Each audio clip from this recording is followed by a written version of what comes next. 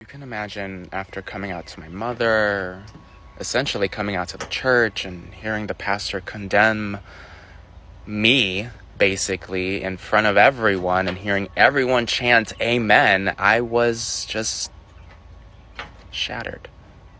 I knew that the way I felt couldn't possibly be wrong. It's what I've known literally for as long as I can remember. If they are always preaching like we are made in God's image, how can you possibly tell me that He made me wrong? Honestly, I felt betrayed.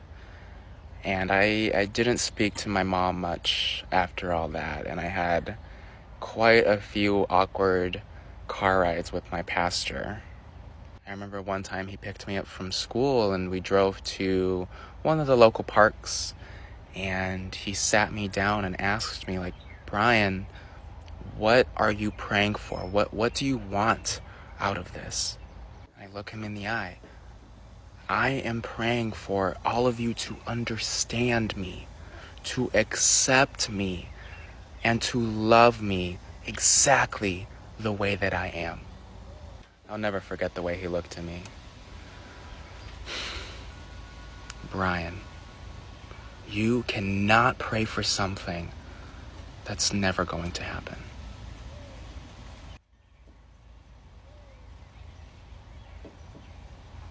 That's when I knew that everything in the church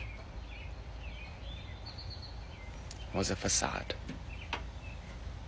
They'll only truly embrace you if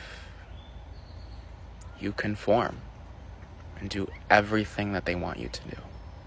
So at that point, I gave up trying to convince them. And I decided that the best thing for me to do was to leave. And that's what I did. At 18, as soon as I graduated, I packed everything up and left. I remember a month before leaving, my mom sat down with me and she's like, Brian, are you leaving because you're unhappy here? Girl, yes! I knew that the best thing for my mental health, my spiritual health, my overall well-being was to leave a place that didn't accept me. And I began my real journey to self-discovery and living proudly as a gay man. Now, through my adult years, I really saw what this conditioning really did to me, and I've had to unlearn a lot of shame. But that's a conversation for another time. Part 4, I'm wrapping it up, I promise.